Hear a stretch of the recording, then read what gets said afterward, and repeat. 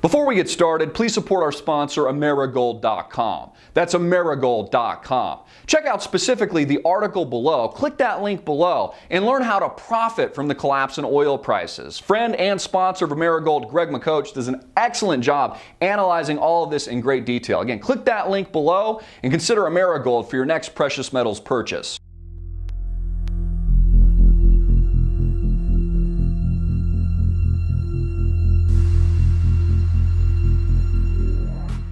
You know what's interesting?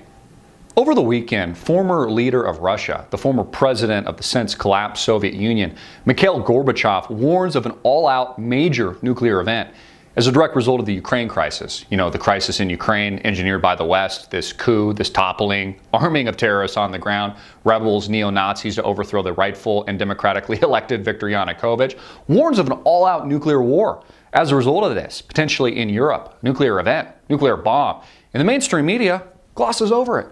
Doesn't even talk about it. It's a media blackout, courtesy of CNN. The only thing they can focus on is the circle jerk of millions of people and global world leaders in France as a result of the tragic and heinous Charlie Hebdo attack. Isn't that interesting? Bailout queen whore Angela Merkel of Germany, who's about to institute a new round of quantitative easing in Europe. See how they're going to ride the coattails into infinity as a courtesy to the United States and this globally integrated market. You know, people like Prime Minister Benjamin Netanyahu of Israel singing Kumbaya and holding hands with other individuals like newly liked, even though he's been hated for years, embroiled in his own scandals and corruptions, French President Francois Hollande. Isn't it interesting that the people have now turned a corner in France? Instead of throwing Molotov cocktails at the militarized police, they actually want more militarized police now because they might be killed. But isn't it kind of laughable? I mean, the militarized cops, their surveillance presence, the police state that makes up France and Europe did nothing to prevent the hostile killing of these countless innocent civilians. I mean, they sent the equivalent of hundreds of baboons into the grocery store where the stick-up occurred, and all the hostages were pretty much slaughtered. And then the martyr successfully martyred himself, I believe it was the African-American gentleman. So the terrorists actually won, and the people should actually be afraid. You know, I'm actually with the Charlie Hebdo cartoonist, the one that said that he vomits on all the new support. You know, people hadn't even heard of Charlie Hebdo up to a couple of days ago, and now they're just in so much support of Charlie Hebdo and world peace and the militarization of cops and the orchestration of even greater surveillance state, according to the agenda that makes up global leadership. Isn't it also interesting that the President of the United States, Barack Obama, and also other peacekeepers like Eric Holder and John Kerry, the Secretary of State, didn't show up? They were MIA.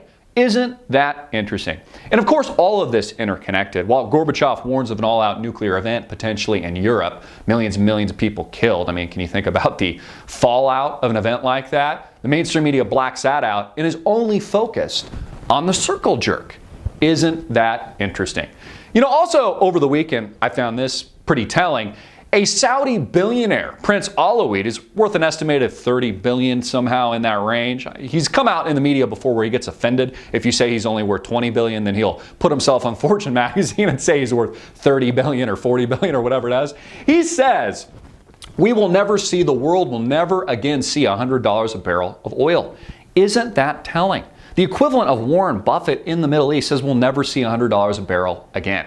You know, I spoke about this incessantly. We talked about this months and months ago, how oil prices would be artificially manipulated lower by the West, in cahoots more than likely by Saudi Arabia to put pressure on the West's enemy, namely Russia, and also a nuclear-armed Iran to bring them to the negotiating table. But if we're never to see $100 a barrel of oil again, Gorbachev is right.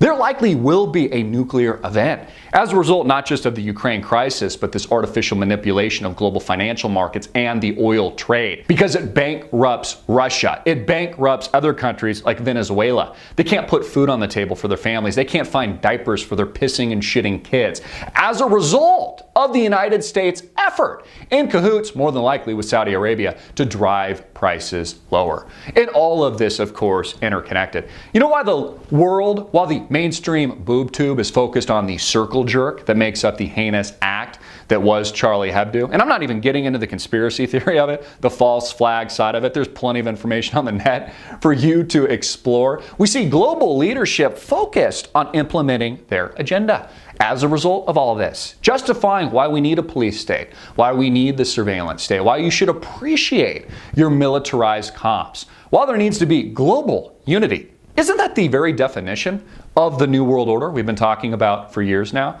You know, Gorbachev, folks, is right. There likely will be a nuclear event as a result of this. And if prices are artificially manipulated and they stay here at this below $50 sub range in the oil markets, the rabid dog that makes up the enemies of the United States will react. At some point, if you push them long and hard enough, they're going to bite back. And it could very likely result in a global and world shakeup. I'm Christopher Green. Get this video out everywhere, make it viral, hard hitting it in your face, and click the link below to support our sponsor.